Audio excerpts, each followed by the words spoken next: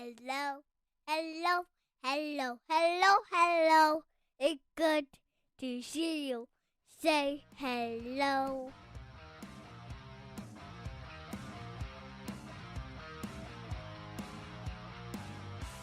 Welcome to the Huskies Hockey Podcast, and I want to throw it back a little bit.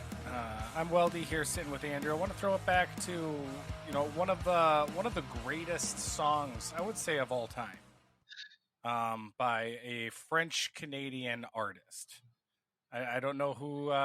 If you know who I'm going with Celine Dion. Say my heart will go on. There you go. So, do you remember the epic video and epic hit? Oh, geez, it's so epic that I just actually blanked on the name of it. Oh, it's all coming back to me now. See what I did there? Anyway. Heard the song. I can't remember the. You're saying there's a video. It's all coming back. Yeah. It's all coming back to. So there's a line that goes. I started crying. Are you starting to cry? I just butchered this whole. You look like you're getting a little emotional right? there. No kidding. This? Well, the whole crux of this opening was about the slamming of the door. And that slamming of the door was the transfer portal slamming shut. A lot of shoe leather what I was to trying get to there, get into. but it's good. Good start to a summer podcast. The reason why I brought all of this up is because I started an epic songs playlist on my Apple Music account, right? Of just epic songs. And for some reason, my mind went right into Meatloaf with when you said I that. would do anything for love. So I was like, for some reason, I said Celine Dion, and I was going with, it's all coming back to me now. And I just kept hearing Meatloaf in my head for some reason. So that's anyway. Nobody is hopping to the transfer portal anymore. Grad transfers can still happen, but as far as the newfangled transfer portal and whatnot, that's closed. Well, you could still be picked out of the portal. You just have to be in it. You have to be in it. There still are some players that are in it. But you had, I think it was like May 18th. We mentioned it on the last podcast. I think it was May 18th. Somewhere around there is when the portal closed. And then, so no one can enter it now. And then it'll close for good in another month or so. So there's still going to be some movement. The majority of it's done, but there still will be some trickling. From St. Cloud State's perspective, the transfer portal is basically done for business for this year. Not that they weren't inactive in that, getting Falk and Ports, as we mentioned last podcast. But yeah, it's no one shall enter for the next calendar year, basically. So it was a fun time, as it always is.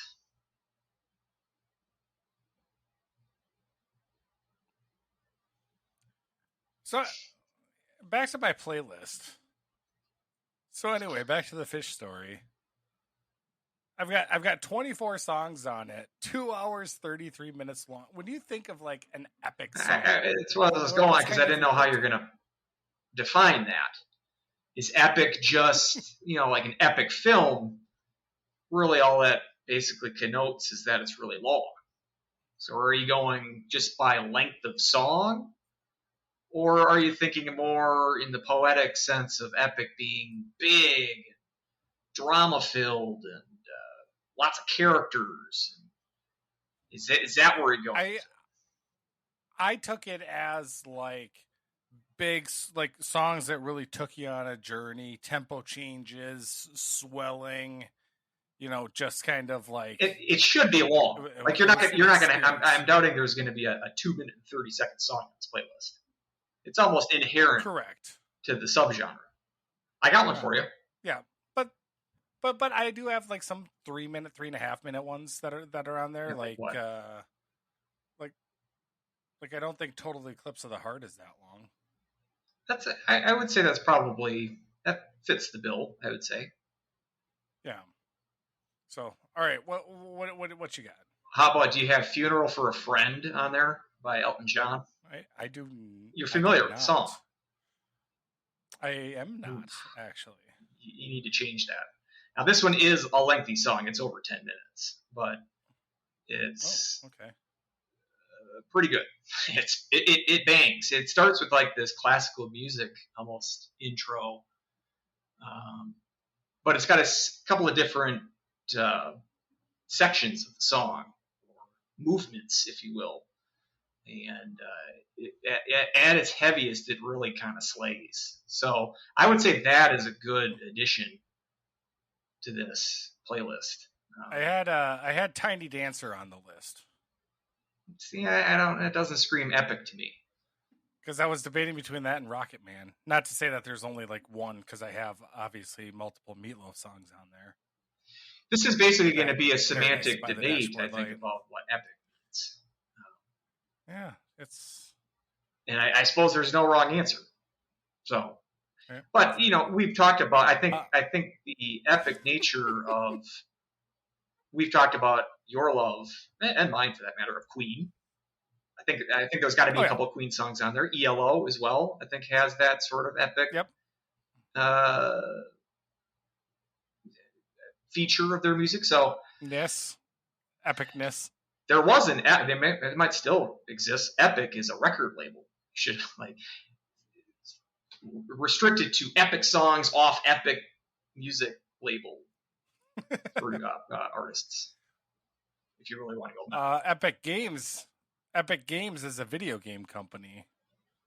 There you go. Maybe do some background music for Epic Games. Yeah, they're the creators of Fortnite, so they're doing okay. Just to avoid a correction, the lyric goes, but you were history with the slamming of the door, and then there was the sound effect of the slamming of the door during the song. Which I'm disappointed you don't have that on our soundboard. The door slamming. The door slamming. I could. I'll add that for the next. Yeah, please do. I didn't want anybody to come at us for the corrections segment, which I guess is actually a pretty good segue here, because we do have two corrections that I have to make. You done messed up, Aaron. What did I do? So no, they were both on me actually. And one of them I should have known. One of them, maybe both of them I should have known. The first one was submitted to me when I mentioned the Disney ride for Splash Mountain. I said that was getting rebranded to Frozen theme, but it will be Tiana's Bayou Adventure from Princess and the Frog.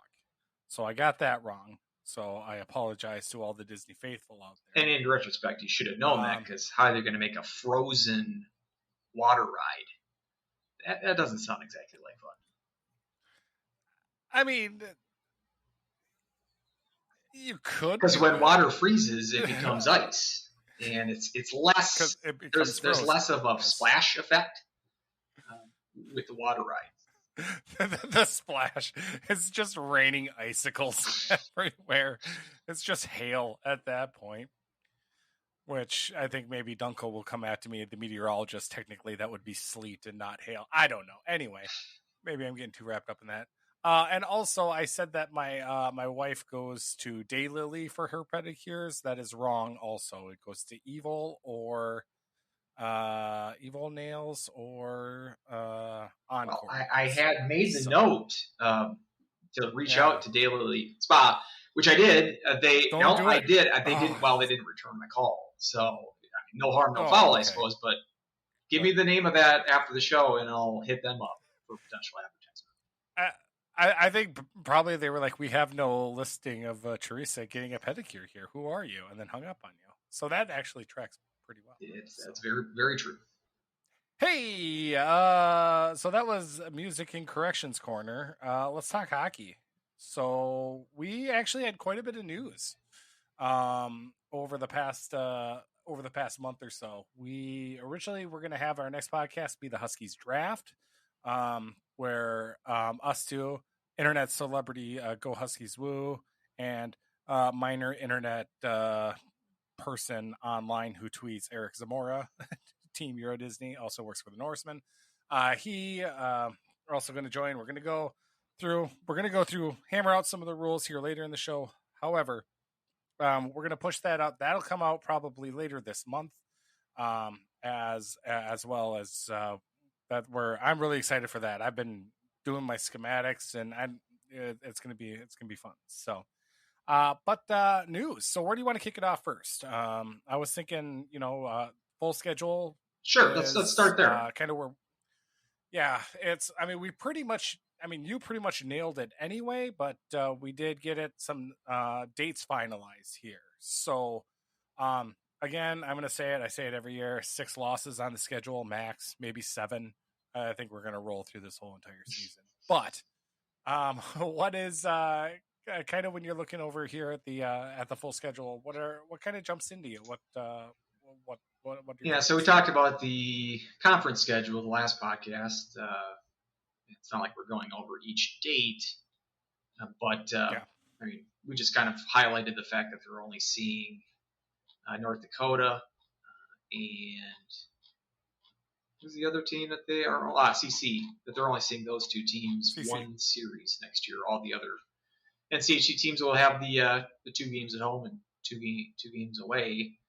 So we had the opponents for the non-conference. We just didn't know when and where for all of those. And so that's been finalized. Start the season October 7th and 8th, which is a Saturday, Sunday, with St. Thomas. As far as their St. Cloud's website, which I'm reading off right now, the Saturday game is the home game. Sunday is at St. Thomas. The first year, so 2021, they played that St. Thomas home game at the X. Last year, they played it at St. Thomas's Arena. I would assume they're playing at St. Thomas's Arena because they didn't draw very well at the game at the X. So that's the lid lifter for the season. And then you got at Mankato the following weekend, both games at Mankato. Come back home the following weekend for Fairbanks at home for 2 games. You're off for the last weekend in October, bye week there. Start conference play. Which, when you're talking about Alaska at home, presuming next year will be Alaska. I have no idea about that. I mean, Alaska's not been, because kind of out of a necessity, they're not being strict on reciprocal agreements. They're just happy to play wherever. And knowing what we know about St. Cloud's budget issues, we saw another chapter of that this last week with cutting a bunch more programs and faculty. Pretty dire situation as a university as it is. Even if you get 2 extra games due to the Alaska exemption, if you go up to Alaska, I would not be surprised if this is just you come to us and we don't need to go to Alaska. I have no idea. I have no details about that. That's generally what Larson has done, is set up reciprocal agreements in its non-conference. But Alaska, that might just be filling out the schedule for this year. And I see that Alaska is playing in Houghton against Michigan Tech the weekend before they play in St. Cloud. So I'm guessing they're going to stay stateside, or at least in the lower 48. They'll hang out either in Houghton or in St. Cloud for that week. They're not going to travel back to Fairbanks and then come back to St. Cloud. Hit up gritty St. Cloud. Very well. They could use. We're talking about St. Cloud State being on hard times. I've been talking to Bob, my gritty St. Cloud ad rep, and he's really. I mean, he didn't even have any money in the budget for this week. He's trying to get an advertiser for this week, but they're struggling. So if you do have any spare cash, you throw it gritty St. Cloud's way. So that's the October slate of the non-conference. 3 conference series starting in November. And then you get the Michigan series, the whole Michigan series. Surprisingly, I thought, Thanksgiving weekend, the Friday and Saturday following Thanksgiving. And then they play Bemidji last weekend of 2023, Friday in Bemidji, the 29th of December. And then they, I think, smartly have an off day between play in St. Cloud on Sunday, the 31st. I've always thought it's weird that they're playing home and homes with them, period. But especially in the dead of winter with a 4-hour drive, and who knows what the weather conditions are going to be that weekend. I think it's smart. And it's a holiday weekend, too, so I don't think the Sunday will be an inconvenience that it may on other weekends. So Friday-Sunday series there with Bemidji home and home. The Michigan series is notable just because of the dates. And for personally speaking, not the best weekend for me. I've been planning on making that trip. That weekend in particular might be the worst possible weekend for me. So I'm hoping I can make it for that weekend. But that's a rough one, and I'm wondering if that's going to be the same weekend that they go out next year to play Michigan in Ann Arbor. Michigan played the Black Friday weekend this year, a home series against Harvard. I'm wondering if that's something that they typically do. It's not something that St. Cloud has typically done in recent years. The only time in the NCHC era that they played on Thanksgiving weekend was a Bemidji road series, 2 games up in Bemidji in 2014. Prior to that, I had to do some research. Do you want to guess the last time they've had a home series on Black Friday? Home Black Friday series? Home Black Friday series. I know they've... Yeah, I remember going on the road a few times. I don't know. If I were to guess, like, I don't know, early 10s, 2010, 2011. Go back a little further. I mean, it's been... Yeah, it's actually 2005. Really?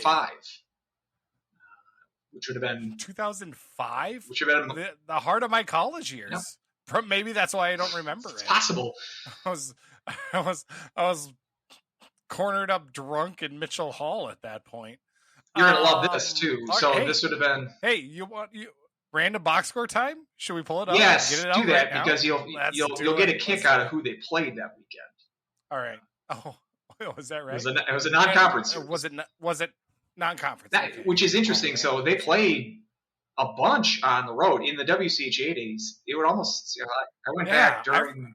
I remember them being on the road quite a bit during. And they were on the road between 2005 and that series in Bemidji, or at least let's say through the end of the WCHA, the old WCHA, which would have been 2012, 2013. They would have played basically on most Black Friday weekends, but they were all on the road. And in this era, I think he's seeing that 05 series was against our favorite team. Oh, our favorite receiving votes, preseason favorite power horse of Brown University. Brown Bears. And that would have been early in the season. I wonder if they were receiving votes still at that point in the season. We could probably go back on an USCHO poll, can't we? You might be able to. How far back do they go? I think they go back. All right, I can go check look. that. You go look. Let's look at the box score. Black Friday, Brown 4-1 victory. Huskies. Huskies at that time 5. Was that Bob's? It was. So it would have been like his first month or first 2 months on the job. Yeah. So just getting his feet wet there. I remember this being a surprising season. Yes. Kind of started out. Yeah, it was. All right. It was. Mott or Dahl's last year was a down year, and so when Motzko took the job in that 05-06 season, not much was expected of that team. And as you said, got off to a rough start, a tough schedule to start the season. Getting right in there with Wisconsin, Minnesota, a good CC team, North Dakota as well, right before you hit this Brown series. I'm just looking at the scores here. So they tied the Saturday game and they won the Friday game. I have no idea how Brown was. I'm guessing they weren't very good because they typically aren't. But this was a 5-20 season for Brown. So with 7 ties. So this is one of the 7 ties was the Saturday game. I was gonna say how many of the ties. That probably hurt St. Cloud's pairwise because they were close that year. That was the 8-7 game. And that was the 8-7. Yeah. Dakota, and they were one of the 2 or 3 last teams out of the pairwise at season's end. So maybe the Brown tie was a killer for them. But alternate. Yeah. But if you got this box score, I am not looking at it, but So I'm interested to see what you got for this St. Cloud Browns box score. And newer fans, if you've only been following college hockey for 10 years or so, might look at Wisconsin and Colorado College and think, as far as very tough competitors. Believe me, they were. This would have been Wisconsin's title team, right? 0506. Title team, yeah. And then, maybe this is just off of some of the top CC years. This would have been coming off the All WCHA Final Four, or Frozen Four, the year before. So Minnesota, CC, Denver, North Dakota, all making the Frozen Four. But Sterling and CC was machine. They had this time. Yeah, they were tough. All right, box score. Here we go. Random box. I gotta get a sounder for a random box score. Black Friday. Brown 4-1 victory. Opening goal. Oh man, this is wonderful. Guess who's had the opening Andrew goal? Gordon. No, he had the fourth goal on the power play. Billy Hengen. First assist. Really? You're actually Hengen had Nate 2 assists this game. Good for him. No. Nate Day did not score in this. I don't know why that's so funny. Not score. He probably had an open net and missed. But apparently it's the Nate Day bashing. Man. He was so good at missing open nets. Mr. Hockey. Yep. Anyway. That would be author extraordinaire Marty Miele. Very good. Could have been too many in his career either, so that would have been notable. Yeah. 2:52 into the opening period. Brown tied it up, and then the second period, Huskies scored 2 in about a 3-minute span when Joe Jensen and TJ McElroy. Jensen, underrated player, I think, in his day, and so he would have a game winner if such a stat was being kept. Yep. Goaltender it was either Montgomery or Boron. I think was that year. No. Who was the goalie in the 8-7? Oh, was this? Yeah. So I'm a year early here with Geffert. Yep. Geffert got the win. Did they have an 4-4 tie?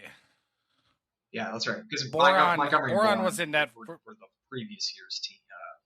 Did we do a box score of that team recently, like the 04-05 team? I feel like we mentioned Boron. I think so. Yeah. So it said Boron played the 4-4 tie. Boron played allowed 2 in 7 shots, and then got the hook. So he was the starter, and then he was bull. Wait a minute, hold on a second. Yeah, he was the starter then. And then Geffert came back in? And then, Geffert came in. Do they have a attendance figure for these games? Yeah. What is it? The Saturday game.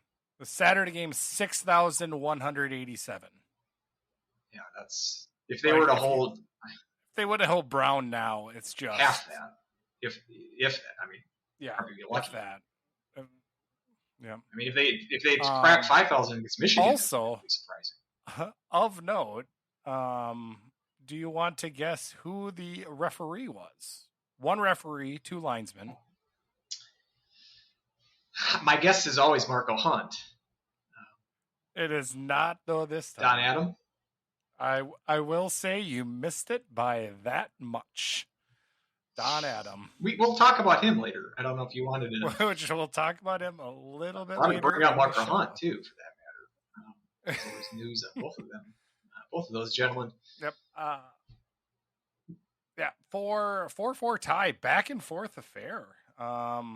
Andrew Gordon kicked us off with a shorthanded goal. We allowed a power play goal. It looks like that was... Matt Stevenson had an eventful night. 9-12 into the game, tripping. Andrew Gordon scored. And then he got out of the box. Shorthanded goal, and then shorthanded goal. And then he must have got out of the box, and because 9:12, so that would have expired at 11:12. At 11:29, at 11:29, checking from behind. Game misconduct. And that was the end of his night. Probably. That was the end of his night. Very good. Served by Johnny Swanson. So, Conrad Reeder scored. Joe Jensen again. Andrew Gordon again with his second of the game. That is Joe good. Jensen with another multi-point night. Joe Jensen had a goal and 2 assists. Yeah, and probably coming off that 04-05 season. So I think that was Gordon's freshman year. Lash wasn't here yet, was he? I would have thought, so coming probably at this point, Jensen's probably like the best player on the team, considered like what he had done in his career prior to that. Probably been like the team leader. Yeah. I mean, well, I remember it was news because he was drafted by Pittsburgh. It was news that he was coming back for his senior year. Yeah. I think Gordon was drafted before his freshman year as well. Yeah, he was drafted by Washington. Right. Yeah, so it's been this long, almost 20 years since they've had a Thanksgiving weekend home series. And mentioning like the attendance, I'm just curious how if it's gonna affect it at all. Also, being in November, that's the deer hunting season. I've got some friends that say that's a big reason that there's a dip in attendance in November because of deer hunting season. So you got that. I remember though that this is when in the first iteration of the podcast we talked about this. It never ended up happening, but do you remember it was the year that they played Mankato for Hockey Day, Minnesota? This would have been the 17-18 season. Yeah, because we ended the podcast in 17. So the original plan, if you remember, because they split. They played 2 games that year. They played the first game of the year in Mankato as a one-off. And they're going to play the second game. Originally, they scheduled that for the Wednesday before Thanksgiving. We talked about on the podcast saying this is like a experiment that Motzko is doing, seeing if this is the first time that they've ever done something like this. But I think I remember reading that this is like a USHL tradition that they play on the Wednesday before Thanksgiving, and it's kind of popular there in the junior ranks.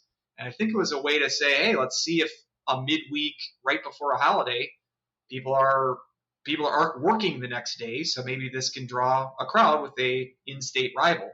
Well, then when it must have been, was that the year that St. Cloud got Hockey Day? I think so. I think that's when they moved it must have been because that was a St. Cloud home game. So I think when St. Cloud landed Hockey Day in Minnesota, they just said, hey, well, we'll move this Mankato game to that Saturday for Hockey Day. So we never got that experiment to play a Wednesday game before Thanksgiving, but we can see if this, a Black Friday home series, if that's going to move the needle any. You can't have a sexier non-conference opponent, you'd think. I mean, other than like a Gopher series or another sort of in-state rival. So I like the idea of it, but I'm not sure how it's going to do just based on recent history with attendance. It's been a struggle for St. Cloud. So hoping that weekend can be a success, not only on the ice, but at the gate as well. And if it is, I'm sure we'll see more home Black Friday series in the future as well. Yeah, I don't know, everything with attendance now. I mean, times have just changed so much when it comes to that. I mean, I don't know. It's a little bit of a bummer, like you said. I mean, for traveling too. I mean, if we wanted to, check off some lists, for people to go to Yost over Thanksgiving weekend, if it is going to be on the same weekend next year too, for a return trip, it's just kind of a bummer. And I have no idea about that either. I mean, it's just me speculating. But considering that St. Cloud typically does not play on this weekend, I'm assuming this is sort of the open dates that Michigan gave them. Say, hey, take it or leave it, basically, if you want to play us. maybe that's different for next weekend. Maybe next year they've got something else already planned for that weekend, and they'll play them in the last weekend of October, which is when I thought they would play them, that last weekend in October, but it was not to be. So, but yeah, that's always fun to go back in the box score. We'll be doing that certainly in the summer pods. Need to kill a little time, but it's always fun to go back into the history a little bit. So on the Huskies draft, where you drafting Marty Bielli? As far as he has moved into my brain again after a long period of me forgetting his existence. So there's that. Oh. I wouldn't say I think about him once every month, but like for some reason it always pops in my head because he had a big goal against the Gophers when we swept them. At Mariucci. Right. It was at Mariucci. He had a goal in that game, and right before my old roommate Art had this knack for watching warm-ups. He always loved to watch warm-ups, and then he would just every once in a while he would just kind of turn to me and say, "Fill in the blank. He's going to have a great game." And I mean, yeah, it's Gordon, Jensen, like he'll have the usual suspects there, Lash at that time, Rowe, but watching the warm-ups and we were right behind the goalie too. He just looks over and goes, "Marty Miele's going to have a goal this game." And I'm like, "You are drunk." And he says, "Yeah, but there's more to it than that." And sure enough, he got a goal that game. We swept, and we were right next to the student section. They did not like us, but we walked out of there with a win. That was a lot of fun. It was a good series. I think those are some extended highlights of that game on YouTube. In just garbage quality. It's absolutely trash. Right, the pre-HD era, but it still is fun. Even as far as HD goes, they're one thing about that game that was 07, right? The 06-07 season, so. Which would have been the peak of attendance. That's one of the best part of those YouTube highlights is that the crowd is it looks like the old Chicago Stadium. It's just packed and everyone's into it, and the crowd, any crowd shots that they have are just great, and I miss those days. But hey, it looks like Mariucci's back. Bob's been packing him in there, so maybe the Magic can return to St. Cloud eventually. He said, hopefully, too optimistically. All right. Just because it's the off-season bonus random box score, I decided to pull that up for that February 24th game, that second game, just to make sure I didn't want a correction. 5-3 win. It was, St. Cloud 26-6. 20 wins, 6 losses, 6 ties. Minnesota 25-7-3. From my recollection, Gophers kind of outshot them heavily in that game. Yep. 42-27. Not as much as I thought. Do you want to guess who had the first goal? Was it a Husky? It was a Husky. See, was Miele's the winner or the fourth goal? Would ended up being the winner? I don't think so. I think his was the third goal. First goal in that game. No, his was the second goal. Because, the Gophers got up to a 3-1 lead. Again, I probably watched these highlights in the last year. So Evan Kaufman, Jay Baraball, Blake Wheeler scored 3 in a row for the... God, I hated Baraball. One of my roommates was like his second cousin Kaufman, or something. So Kaufman too was a dip. First goal was it? Now this would this have been the game right after the Brocklehorst ping? Because I was going to say Brocklehorst. Did he score the first goal? Nope.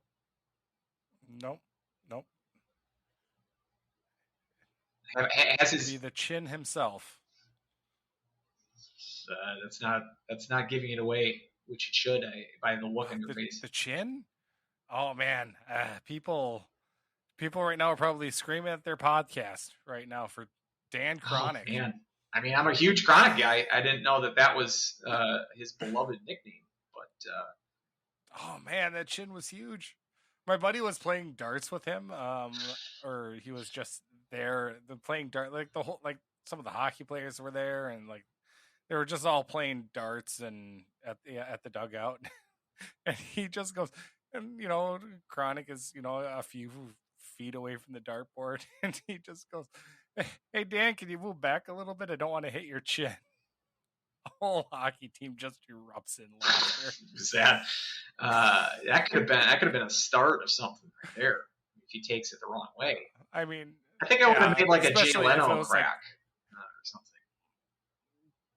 I mean, you look. They probably look somewhat similar. So a Leno-esque chin. Feature. Yes, very much so. Anyway, yeah. Houseman, Radens, Stevenson with the shorthanded empty netter.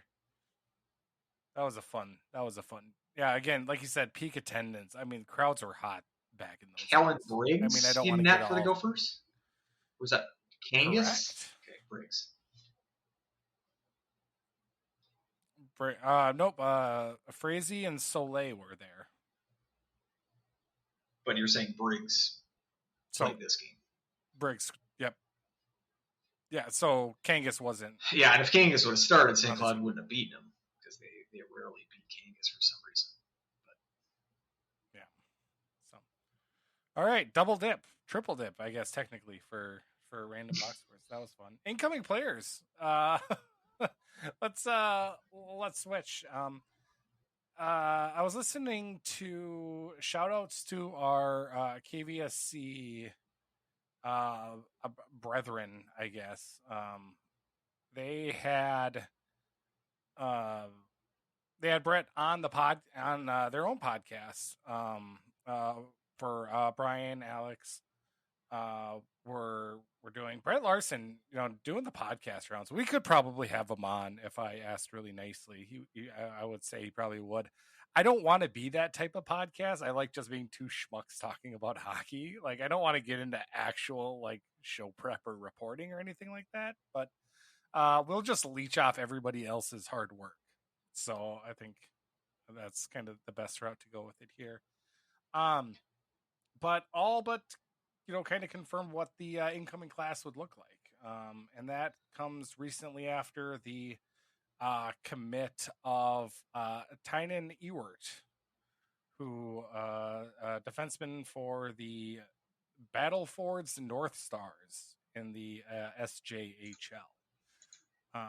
So Tynan is coming in with Jack Ryman, Isaac Posh, Caleb Thiessen, Werner Miettinen, Barrett Hall, Tyson Gross, and then we were speculating about Gruba. We were speculating a little bit about Bufflin or Clark is making kind of some impact as well. But I mean, with Carl Folk coming in as well from as a transfer, I mean, our defense looks set, right? I mean, I don't know if Gruba's coming in this year.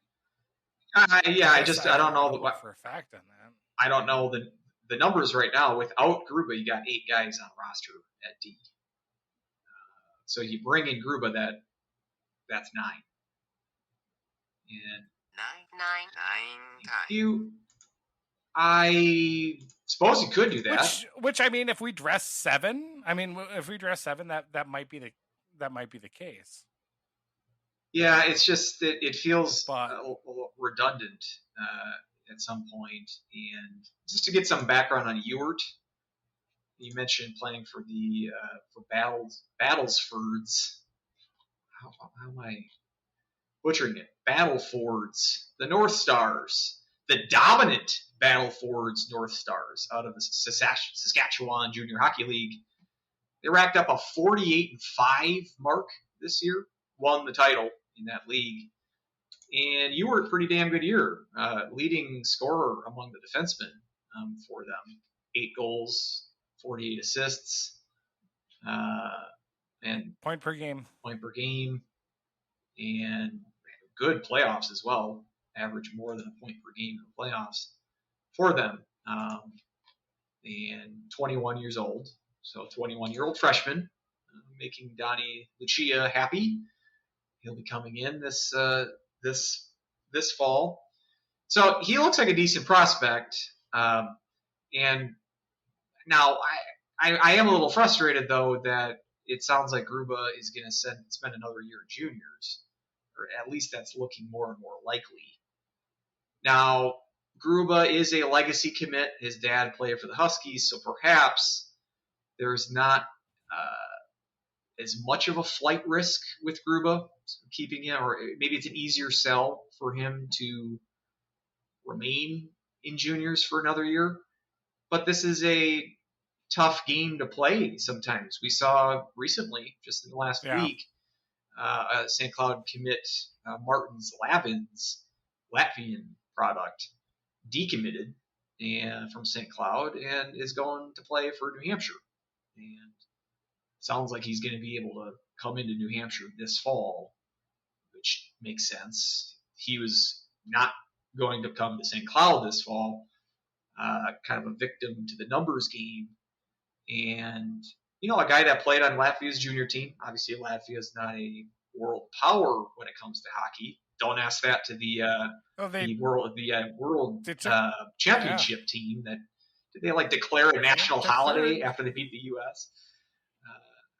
So and up and coming, certainly an up and coming hockey market there, but their fans are wonderful too. I mean, I'm always happy if they're in the Olympics because I get to watch some of the Latvian faithful. It's a lot of fun. And so so it's not a 1-for-1 there with Lavins being a forward and Ewert being a defenseman, but just with the other prospects you're bringing in, which I think this is a good class, but a guy like Gruba, whose stock is rising, I think there's a decent chance he gets drafted this summer. Seeing some of the highlights out of his play in the USHL, he seems ready to me to come in this fall. I feel like there would be plenty of teams that would be more than willing to give him regular ice time at the college level at this point. Again, maybe you're able to sell him on one more year in juniors because of his background, because he's maybe a more committed Husky based on his dad being bleeding Cardinal and Black, sorry. But it can be a tough needle to thread. I would just hate to lose Gruba to another program by bringing it in favor of either Falk or Ewert or someone like this. So I trust that they're in the right spot. We haven't heard anything about Gruba thinking twice about his commitment, and so probably let's hope it's much ado about nothing that I'm making a molehill here. But I just don't like the idea of keeping guys back who are ready. I feel like Gruba is ready, and even if he brought him in and he, had a tough adjustment to the college game, I would rather have that and just have him in the program already than by the time this year comes around next year and he might be committed with some other program who's more than willing to give him ice time. So it's a juggling act. Perhaps they weren't planning on having Anhorn come back, and Ewert looks like a pretty decent prospect. So I'm not saying that that this is a bad development. It's just frustrating because I've been having my eye on Gruba for a while here and was looking forward to seeing him play for the Huskies this fall, and that still might happen, as we said, but I would say with the numbers as it is now, I would say that's less and less likely. Because if you're going to bring in 9 guys, sure, you can bench 2 of them, but then you get this weird, you got to bench 2 guys every game. I don't know if that's the case. Gruba's going to be playing half the time. I guess I would rather have him play a full year in juniors again. I just don't know how much he's got to prove there. With Fargo this year, they made a deep run in the USHL finals, and So I feel like his game is ready for the next level up. But we'll see. It's not finalized yet, and we'll see how it all else shakes out. But the roster for next year is becoming a little clearer. And so, yeah, well, we got the you kind of rattle them off before the show here, and we've mentioned this before, but Tyson Gross for the forwards, Gross, Jack Ryman for Miettinen. Then we got Ports coming in through the transfer portal. Any other forwards that I'm missing? Oh, Barrett Hall, which, according to that interview, right, he seemed committal on the fact that Hall is coming in, which is I like that. Yes. In a similar sense to Gruba, I think Hall is an intriguing prospect that still has junior eligibility left, but I think he's shown proficiency at the USHL level, and I think it's a good idea to bring him in as well. So he might be the most intriguing freshman coming in for me. But we've talked about the other guys too here. We're not talking like 100-point seasons at the junior level, but we're not talking about guys with 10 points at the junior level either. Like, these are guys that impacted their teams in the junior ranks, and which means that I think that we've got a chance to get some good production from the freshman class this year. And so excited to see them take the ice and see who really emerges from that group to be, potential stars for this team.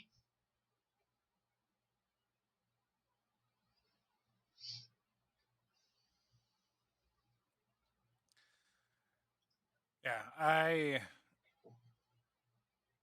I guess there's just so much communication that goes on, obviously, that we're not privy to between the whole balancing act of recruiting, which really strikes me as, I guess, kind of a surprise that maybe someone like Oliver would want to go back to that. But so much communication has to go between Brett Larson and all of the commits, especially with the transfer portal bringing so many wrinkles to it. Yeah, making sure everyone's timeline is on the straight thing, even though, it's easy for one person to just kind of say, hey, no, I want to play in college hockey. I'm ready to make that next step, and just kind of drop and decommit and whatnot. But, I have faith that Larson is, there's nothing that tells me he's not doing everything. I think he's just pulling all the right strings right now. So I'm going to trust his judgment. They know what they're doing a lot more than I am. So yeah, let's just not hope that Martin Slavins has a 50-point season for New Hampshire, which I'd say is a long shot. But let's hope we don't regret that. But it's a chance that he's flames out, and that I wouldn't say I was probably hurt a little bit more by Gutman, just because that was because when Gutman decommitted and went to Denver, I mean, not only was it in conference, but it was boom, sign an NLI that you're in for it was, I don't know. It seemed like there was perhaps that move was made possible based on an aggressive play by Denver. You know what I mean? Like they just had an icky feeling about it. Kind of poaching, where this Lavins feels more like he was a victim to the numbers here, wasn't coming in, looks around, hey, team will offer me some ice time for next year. So I think there is a different, and I agree that the Gutman did leave a more bitter taste. I think that Montgomery and Motzko, I don't think they really I don't think they like are each on other. very good terms, and mainly because of that episode. Did they have a post-game handshake incident? And it was right the season right after that. I feel like I remember something like that. But yeah, it was. Yeah, they got into a shouting match there on the ice. Montgomery can just wave. Motzko said it was about a hit that happened in the corner, but adding the Gutman, on top of it. And that happened like 2 weeks before too. Like it was really close. Yeah, well, Montgomery got the last laugh. He can wave the President's Trophy in Motzko's first NCAA trophy-less face. Or I guess Montgomery can wave his NCAA trophy in front of Motzko's lack of an NCAA trophy. But yeah, we saw the episode this year at the coaches convention with the St. Thomas and Michigan situation. We get these dust-ups. I don't think there's any picking fights between New Hampshire and Brett Larson. If that happens, let me know. But Martins Lavins, we hardly knew ye. And again, let's hope we don't hear your name in like Player of the Year conversation, because that would be a bummer. I guess I dropped his name a little bit earlier about that aspect of it with Nick Oliver, who kind of in a surprising move, going from head coach experience with the Fargo Force, winning the regular season title, and coach of the year, I believe, in the USHL. Coaching of the year, just a banner year all around, except for the banner that matters. But then having him join Hastings staff in Wisconsin, going back down to an assistant, I believe. Now, was it assistant or associate coach? But I want to say I thought I read assistants.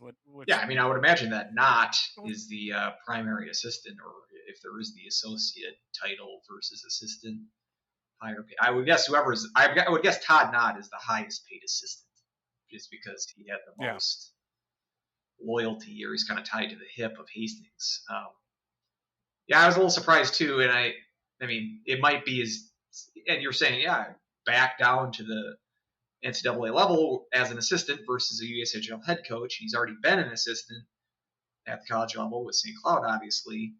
Now, the explanation might be as easy as, I bet Wisconsin's paying him a lot more than he was getting paid at St. Cloud, and what he was getting paid at Fargo, for that matter. That's certainly the case, and there's the opportunity to coach with Hastings, and that's not going to hurt your resume unless Wisconsin continues to play like Wisconsin, I suppose. But I thought it was a bit of a weird move as well.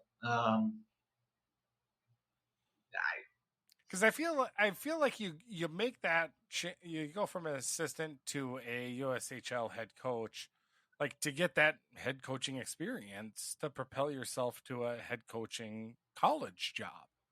I mean, and I still think he will be a head college coach within the next by the end of this decade, I would say. I mean, Bentley still doesn't have a head coach.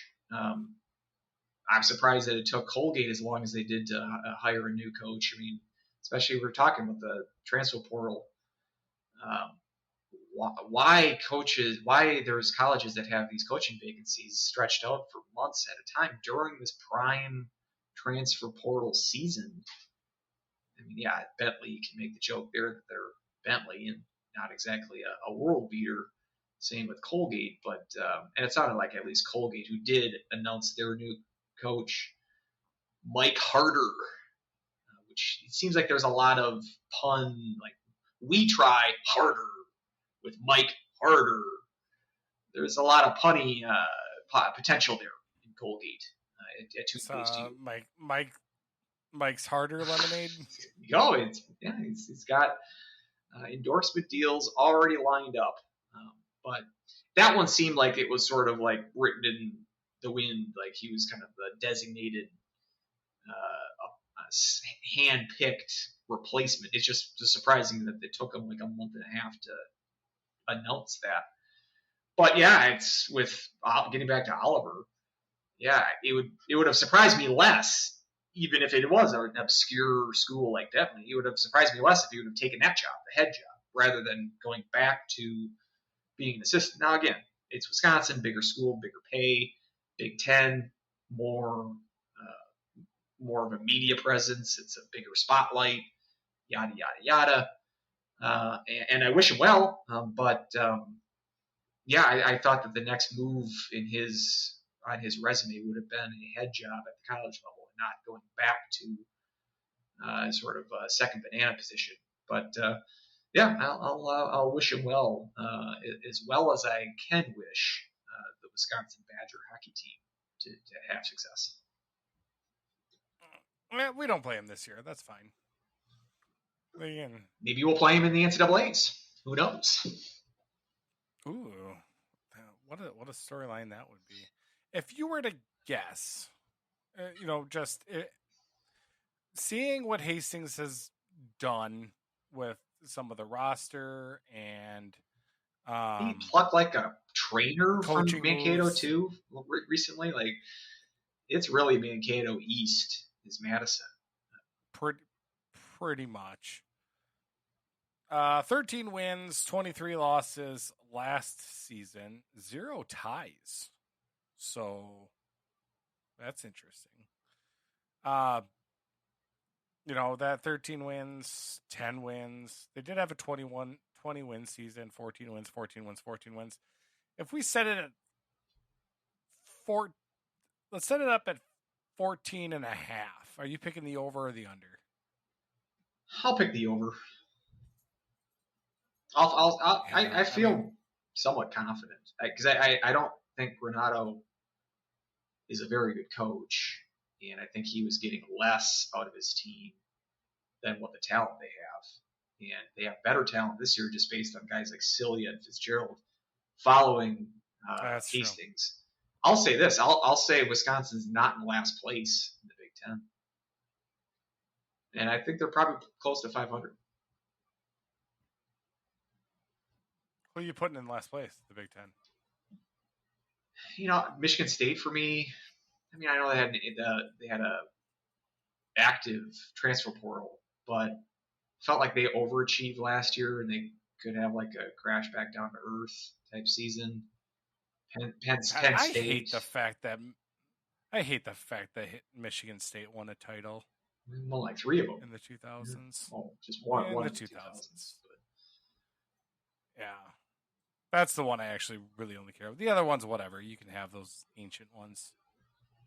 Yeah, I mean, I guess... Even though I know they're not that ancient, but still. Yeah, I mean, Michigan State's decent. Notre Dame's decent. Penn State's all right. I mean, they all... Well, not Notre Dame, but Penn State made the tournament last year. Michigan, Ohio State. Yeah, I mean, it's a good conference. And so someone's got to finish in last, and it very well might be Wisconsin. I'll be bold and say it's not going to be the Badgers. But what do you think? It's not just from your look. You think that I'm the high one on Wisconsin. I mean, I think originally my 14.5. I think that was a little low, because I do think that just from the sheer talent perspective wise, I think they got a lot better. But at the same time, I don't know. Maybe a lot better is a little bit of a reach, and Big Ten is just kind of a coin flip. I think when it comes to, if you're not talking about Minnesota or Michigan, it's just everybody else, in my opinion. Then again, I said that I wasn't high on.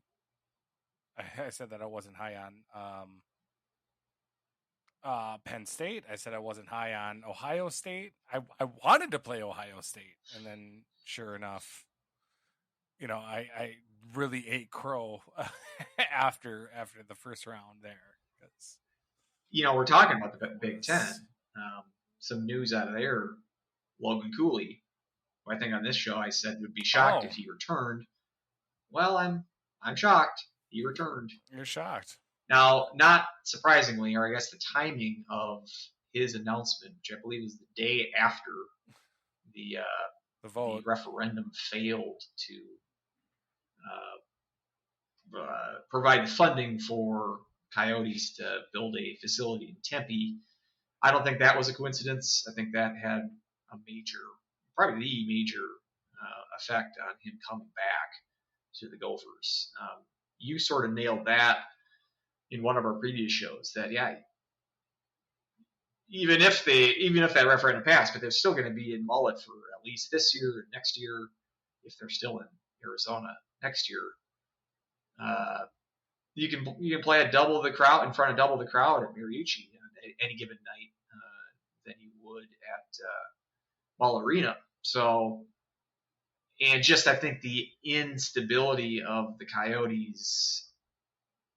I mean, they're gonna play in Arizona this coming year, but anything beyond that is completely in the air, and so the instability there, I think, is a major factor in him saying, "Yeah, I'll just stick on campus, be the big man on campus, maybe win the Hobie that I narrowly missed out on this year, and try to win the national title that we choked away this past year."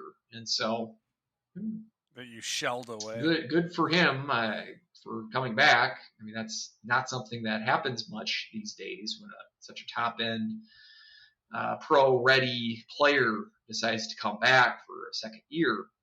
So good on that. As I've mentioned in some of our other podcasts, I've kind of grown to sort of dislike him as a human being.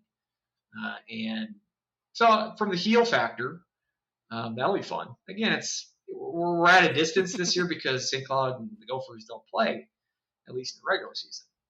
And so I'm not going to be as invested in watching the Gophers as I may do if they're on St. Cloud's schedule. But I'll certainly still check out the Gophs from time to time. And that's very good news for Motzko and company to have one of the better players in the country coming back into the fold, in addition to Snuggerud as well. That's going to be a good line as it was this last year, even without Nyes. So they'll be a very good team, one to reckon with.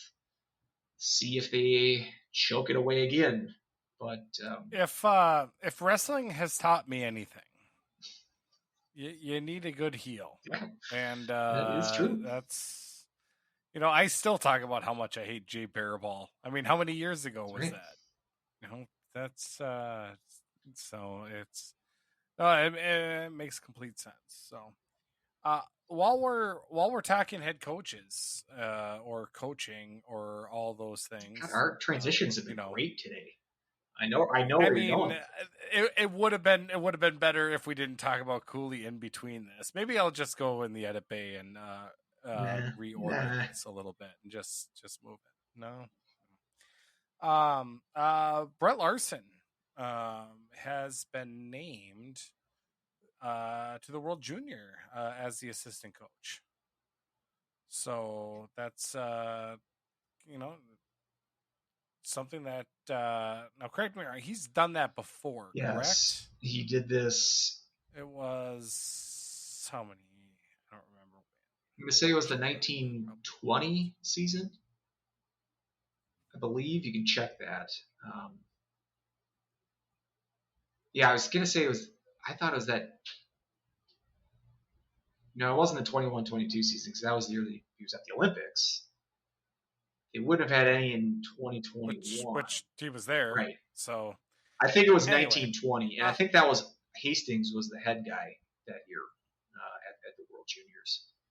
This is going to be David Carl getting the head job for this year, for this upcoming World Juniors. And as I said, also was an assistant on the 22 Olympic team.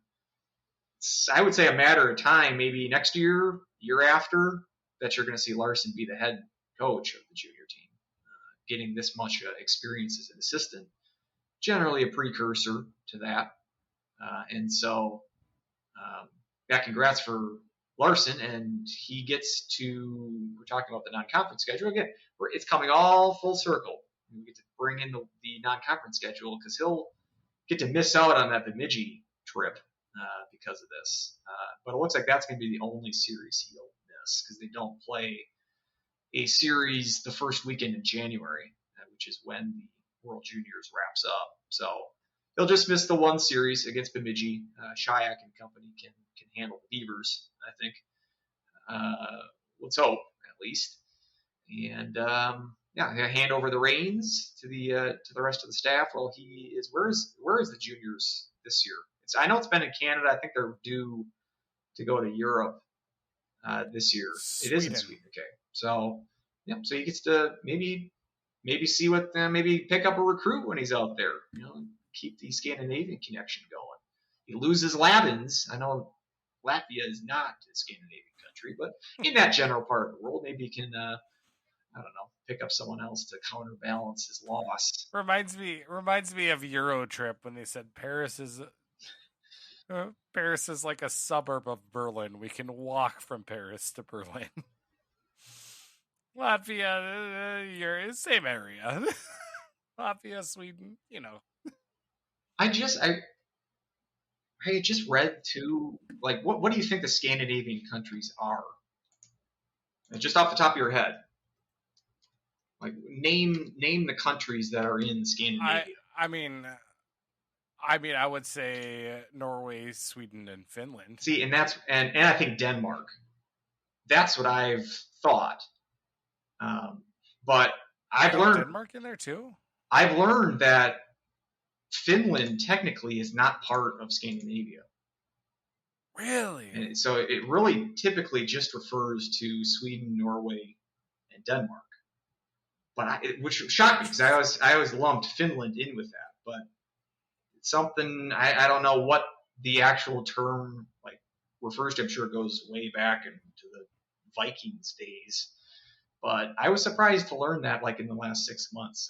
Finland's actually not and it's like some people will. It's kind of like how a tomato is a fruit, but everyone kind of considers it a vegetable. It's kind of one of those things Finland's not technically part of Scandinavia, but for all intents and purposes, it is close enough. Gotcha. So it's kind of one of those deals. But if you want to be a pedantic about it, Finland is not part of Scandinavia. Fun fact. But they're going to Sweden, so he'll definitely be in Scandinavia. If he had that on his bingo board, visit Scandinavia, he'll be able to fill that window on the bingo board. So there's your world geography corner for today's podcast. Now I'm just this dumb American when it comes to geography. Look at that. Oh, me too, because again, I've only very recently learned this tidbit. Just to run over the rest of the coaches, obviously you already said David Carl, who is also bringing his assistant, or his video for the video coach for Travis Colhane, Steve Miller from his band, the associate at the University of Minnesota, and then David Lassonde as the goaltending coach. Okay. Sounds like a winner.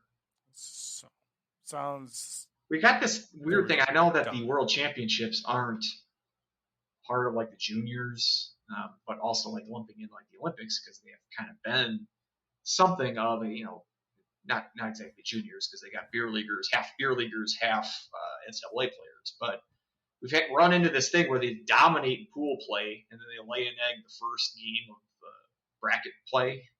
That's when Latvia beat them in this World Championships. And was it Slovakia at the Olympics? Or no? Was it Slovakia? I think so. Slovenia, someone they should have beaten. And who was it? Those last juniors, too. It was someone that was a surprising loss. My brain is baked at this point. I cannot remember, but I just remembered we've had early pool success, but then once the bracket play starts, it's been a struggle of late for the U.S. So let's hope that we can change that luck in Sweden. Yeah, exactly. Again, I'm going to go back to my usual soapbox, but I won't stay on it for very long. But yeah, you got to get it off NHL Network.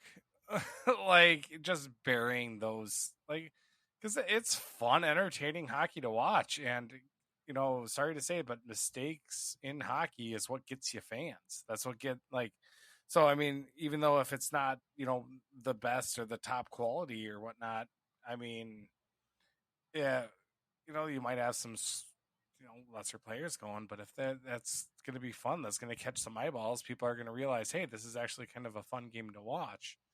I mean, even if you put it on ESPN Plus or something like that, where you get some type of foothold where you can get more people to watch it. But I mean, just the tier that the NHL Network is on right now, no one's gonna just happen to go across it. Yeah, no, agreed. And obviously, world championships is, I mean, you're going up against way too much. But World Juniors, I think that especially is something that you can really market and really get it towards the mass of peoples, because that's some of the most entertaining hockey to watch there. Indeed, and I'm wondering too, just off the seat of my pants here. I mean, we've had Pierre play the last 2 years for the World Juniors. I mean, of all the prospects that we've mentioned, a lot of them, like Ewert, are 21, aged out of the U20s. So I'm wondering if there's any possibility for a St. Cloud player to play in the World Juniors. Barrett Hall might be of age, but I don't see him necessarily being on that radar. Or Werner Miettinen. I think he's older than 20. So I don't think that's it. And Finnish. Yeah, that's gonna be a tough roster for him to crack. And so he hadn't played at any of their last couple of years for Finland's junior team. Had he? I don't think so. He might have. Yeah, check that. I think he's 20, and so I don't think he's eligible. You have to be younger than 20. So unless I'm missing someone obvious, I don't believe it. Doesn't seem like St. Cloud will get a player this year to be on the World Juniors. It's always nice. It seems good for your program. So, what did you check on yet? Yeah, he did play last year. Okay, cool. But I think he's aged out now for the U20s. But like you said, I think he's 20 right now, so I would imagine he's aged out. It's always nice. It's kind of a feather. Then again, he just, I guess it depends also on the cutoff. He turned 20 on April 7th.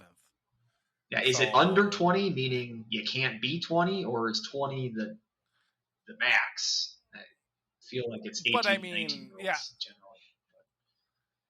Yeah, I mean, that I agree with, and I can see that. But if they have some kind of weird cutoff of the age of they have to be under 20 at this time, and isn't technically these are the 2024 World Juniors, even though they start in 2023, they call it the 2024 because that's what the championship is. I'm going to assume no, he will not. Yeah, and so. Probably not going to have St. Cloud player. As I said, it can be a feather in a program's cap to have steady presence, having a player at the World Juniors. At least for the U.S. or Canada, that's 25 of the best players of that age group, at least the ones that are pro already. And so it is nice to have those players represent for the event, but at the same time. And with Larson too, I've never been a huge fan of he's got to leave the program for 2 weeks, miss games that count for St. Cloud, that sort of inconvenience. But yeah, it's a good opportunity for him, and certainly feel wish him the best of luck in that position. But it is a bummer. He's going to be missing out on that Bemidji series, so let's hope that they can do well with Shayak in charge. That was a split last year, right? Didn't we lay an egg up at Bemidji? First loss of the year, but returned home the next day. That was the Adam Ingram second place Herbie play of the year goal. So Probably best individual effort play of the year. But if you're going to make that, that's a sub. That's a sub. Make that another category. Yes. Good. It's like, so just I don't know, any other news notes, or should we talk about the Huskies draft coming up? Hammer out some of the details on that. What are your thoughts on some things about the draft? Because here's what I have in mind. I can just spitball what I have in mind. Well, we had one more that we wanted because we teased it earlier. So I want to square the circle. Oh, did we? Don Adam.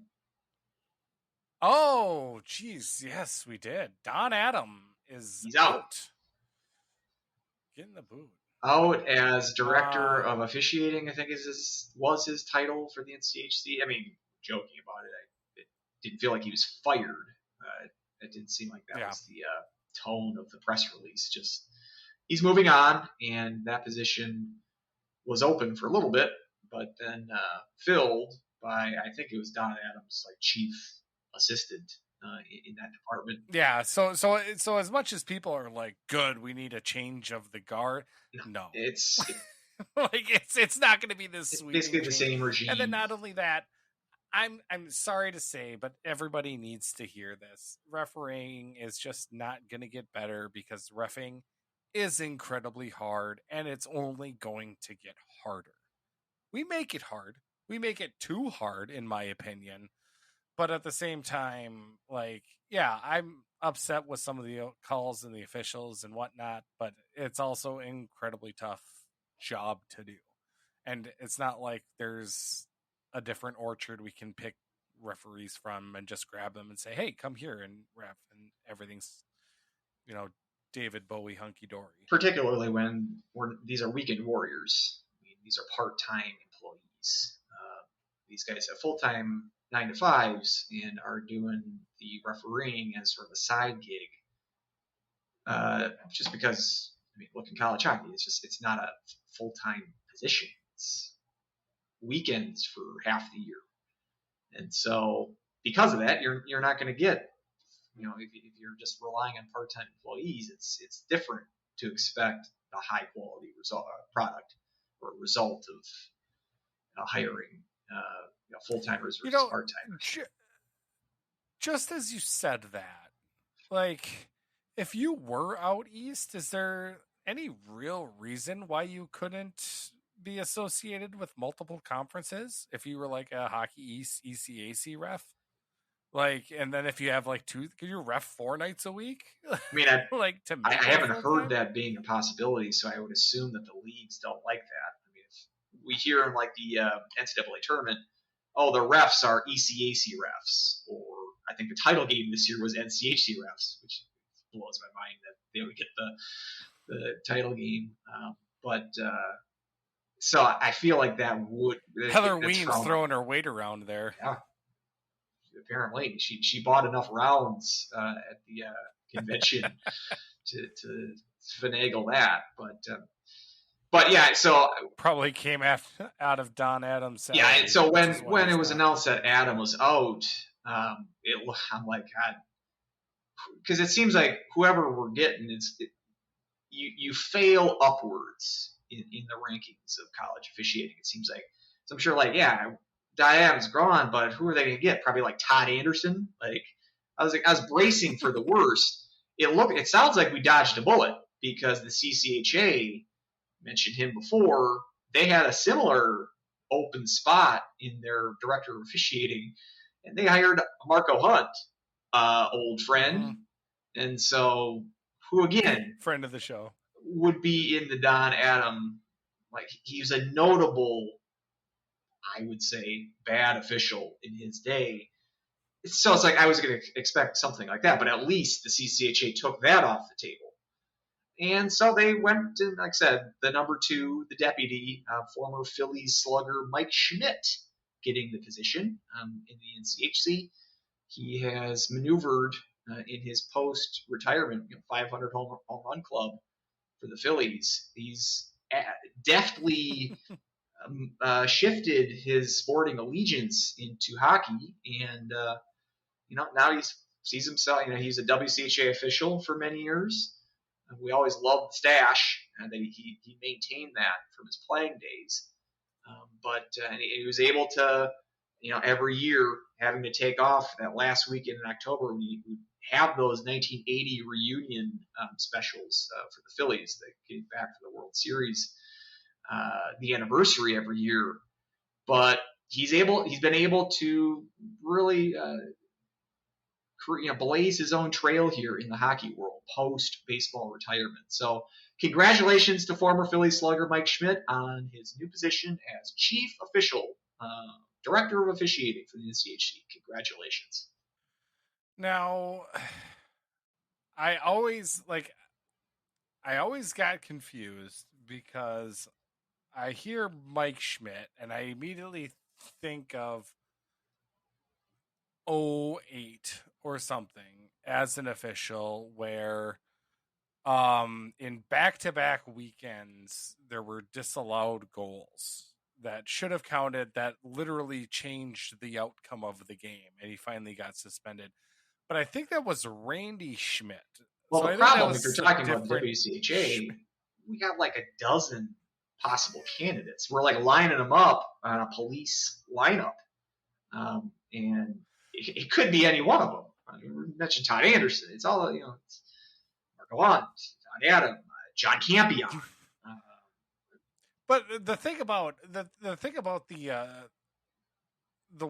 one particularly that sticks out in my mind is that they went to video review.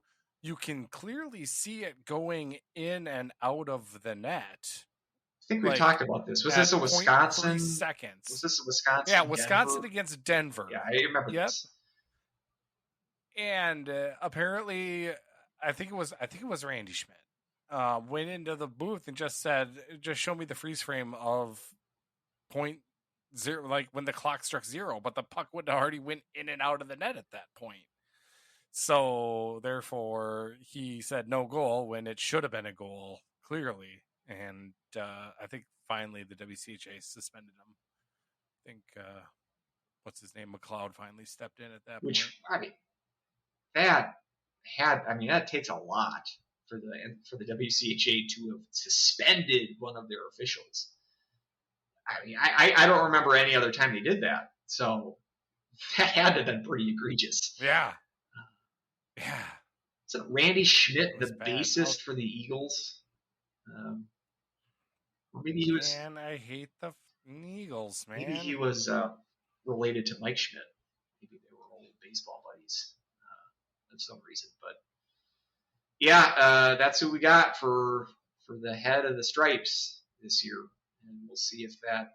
Like you said, I just wish that they would, at least streamline the review process.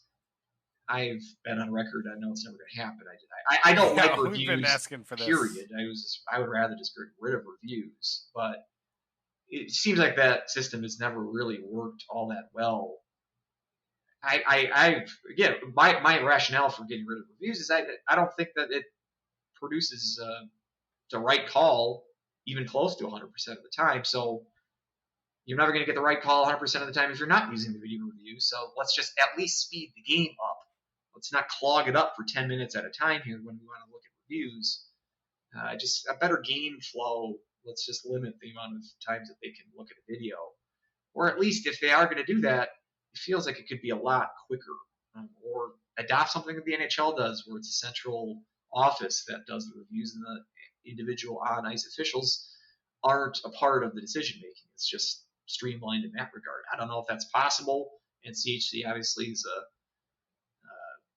P compared, in size compared to the NHL. So I don't know if logistically they could do that.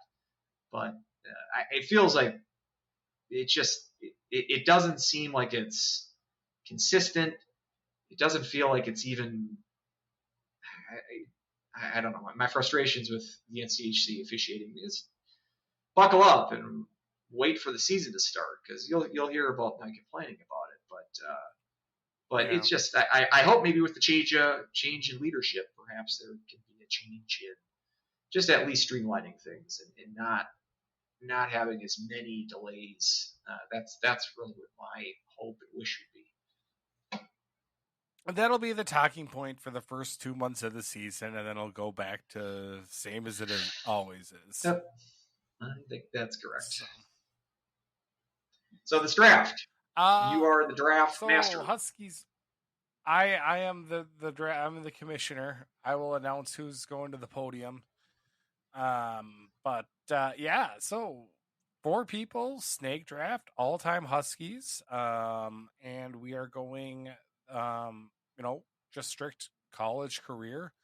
I was just kind of thinking 3 forwards, 2 defensemen, 1 goalie, and then maybe an extra position player or 2 that you can put in, but maybe 1 extra winger, 1 extra defenseman.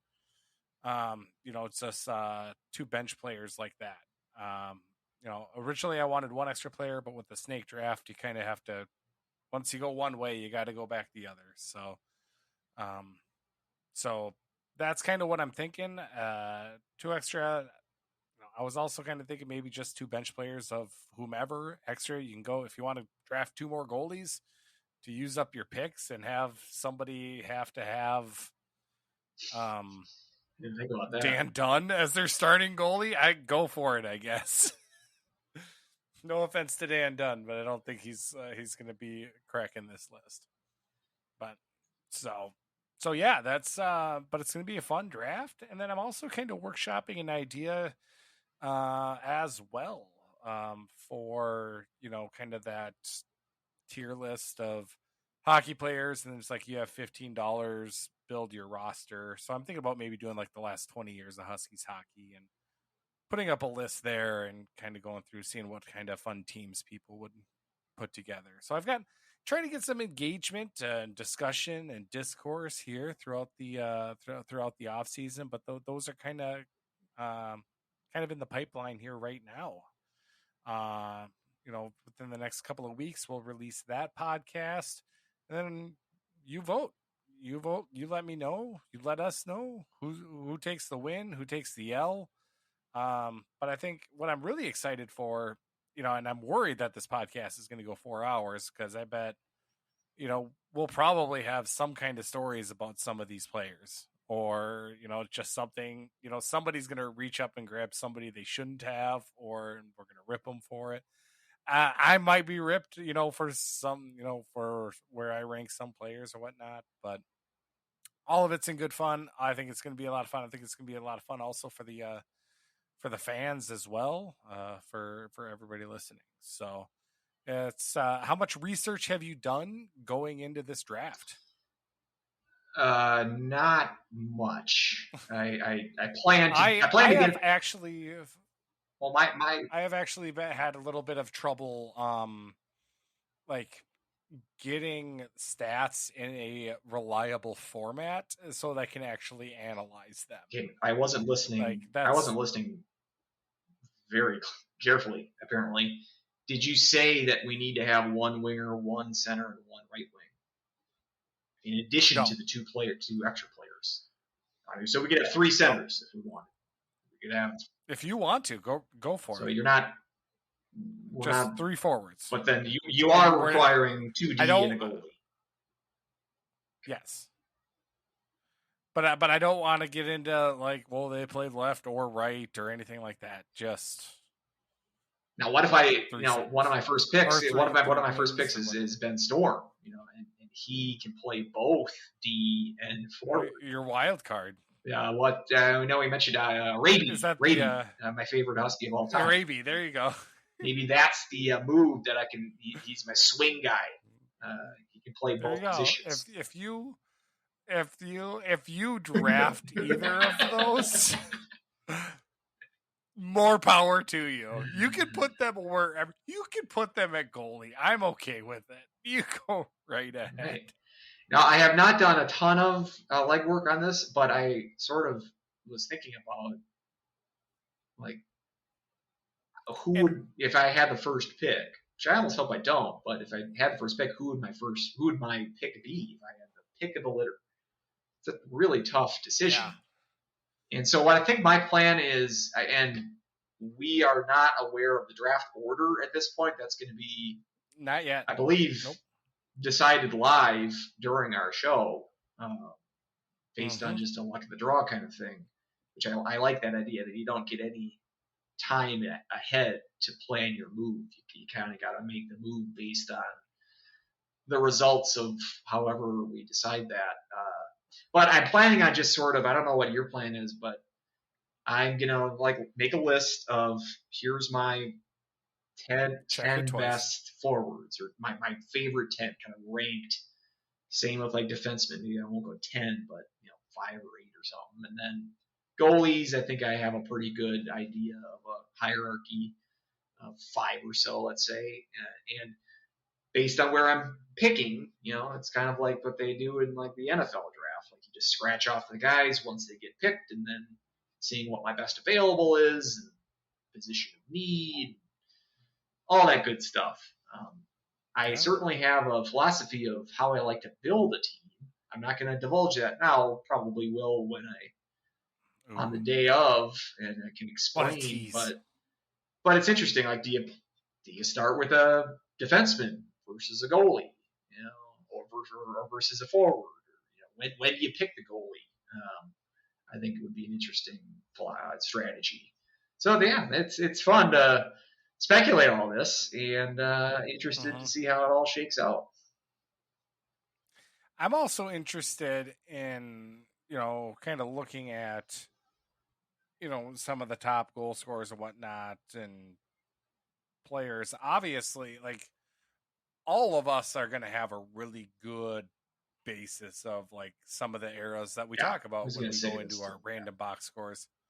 But I mean, if Jeff Satterdahl and go back, he's sitting out there, and now I think of us 4. I don't know exactly. I mean, I don't even know. This will be the first time that I can verify personally that Go Huskies Woo is a sentient human being. I'm still sort of on the fence of whether or not that's true or not. I'm guessing he's a little bit older than us, but not too much. I think so. So, I mean, let's say he was maybe early 2000s when he was at St. Cloud, whereas we were all sort of mid to late 2000s. But that tells you that guys like Cullen and Parrish, Satterdahl, and guys from the 90s and before, we're not going to have the personal experience watching those guys, but they're definitely available. I mean, there's certainly guys in that era that I'm arguably should be picked. I will definitely probably pick someone from the 90s. From somebody we have never watched play college hockey, but that everyone's familiar with. I'm not going to divulge any anymore. But yeah, that I thought about that too. Is that there's going to be a focus among us on our golden age, or at least when we were in school going there. I think it's going to be the tricky part, but also some of the fun part too. It's going to be tricky because we're probably a little too emotionally, maybe we overrate certain players because we have emotional attachments to them. And so it's going to be... that's where I think some of the discourse is going to be a lot of fun. I mean, we might have some... I bet you we're going to have some random box scores during that show. One or 2 or 3 of them, I bet. So yeah, it'll be a good blast from the past. But let's hope that we get a lot of different eras represented. That 2000s era, but then also obviously the current team is certainly eligible to be picked, or at least from the Larson era, let's say. We'll have some fun sort of spreading out. Yeah, as far as defense go, I mean, are you drafting Anhorn? He's a possibility. I mean, there's a lot you can go into this, so. That's what kind of makes it intriguing, makes it fun, and happy we're getting some others involved as well. And then who knows if that works out well, maybe we'll have just random people on this podcast. Yeah, I love it. So perfect. So except Dan Jacobson. Anything else? He is barred. Barred from being on the show ever. Speaking of, we did have one question from Dan. See, I didn't even know that was coming. We're still nailing these transitions. I like it. Nailing these transitions. So, yeah, he asked how many shrines I've done in Legend of Zelda: Tears of the Kingdom. So, I knew it was going to be something in a foreign language. Yep, I think I'm somewhere in the 70s right now. I had the day off of work because daughter is now done with kindergarten, but Kid Stop doesn't start till Tuesday, so I had Monday off. So I was playing on Monday, and Clara was liking me play Zelda, so I played it for like 3 hours on my day off. I'm like, okay, I can get used to this. She did really get scared when the blood moon came, but I think somewhere around the 70s is where I'm at. I have only really done one temple because I just go around doing side quests and side missions and just overall loving the game. So it's been a lot of fun. Happily enjoying the Zelda game. So that is good to hear. That's where we're at. Well, that about does her. This episode of the just your hour 36. So that is light and breezy for us. Yeah, exactly. So, unless you want me to pull up another random box score, but I think we're done. With that. We'll bottle it up for the draft. We'll bottle it up. I saw Hengen's name enough there to know that maybe we should probably load it up. So. Thank you everybody for listening, and until next time, go Huskies. Woo. Woo.